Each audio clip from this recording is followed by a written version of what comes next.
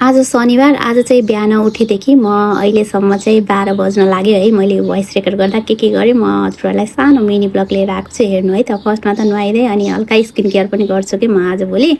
अनि त्यसपछि मेरो पूजापाठ सुरु हुन्छ। मेरो मनी प्लान्ट कस्तो राम्रो छ हेर्नु न है। मनी त छैन तर प्लान्ट चाहिँ राम्रो छ के। अनि पूजा गरिसकेपछि मेरो श्रीमानज्यूले चाहिँ आज हाट बजार छ नि त, आज शनिबार।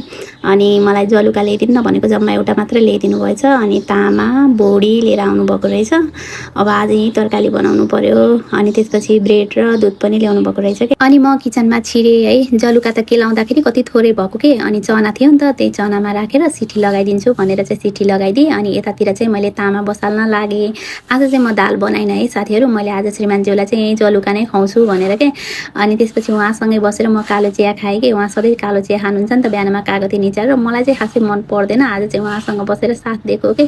अनि यता चाहिँ पराकपुरुक तामा भुट्न लागेँ मैले है। यो चाहिँ चटनीको लागि यो टमाटर। बाबु चाहिँ कपाल काट्न गएको थियो कि है। कपाल काटेर हिरो भएर आएको छ त बाबु त है। बाबुको टुप्पी त कस्तो राम्रो भएको है, कति लामो भइसकेछ।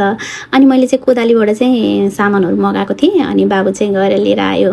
अनि मैले चाहिँ के सामान मगाएको छु हजुरहरूलाई देखाउँछु ल। कोदालीको प्रोडक्टहरू एकदमै राम्रो हुन्छ भन्ने सुनेको थिएँ, तर म आफूले चाहिँ ट्राई गरेको थिएन है। मैले चाहिँ 3 चिज मगाएको छु। यो चिजहरू चाहिँ पहिला मैले आफूले ट्राई गर्छु अनि हजुरहरूलाई रिभ्यू दिन्छु। अनि यो 3 चिज नै कसरी बनाउने भनेर मैले चाहिँ छुट्टा भिडियो पनि राख्छु। सधैँ 8 बजे खाना खाने नि त, आज त 10:30 भइसक्यो कि। मलाई त कति भोक लागेर है। अनि मैले चाहिँ खाना के आफूलाई पस्किँदाखेरि चाहिँ सबै चिजहरू एकै ठाउँ राखेर पस्किन्छु कि। मलाई यस्तै खाना मनपर्छ है। आफूलाई भाग लगाउँदा यस्तै लगाउँछु। बाबुलाई चाहिँ आज दिनभरिलाई काम पुग्यो कि, अब यहीँ पड्काउँदै बस्छौ है।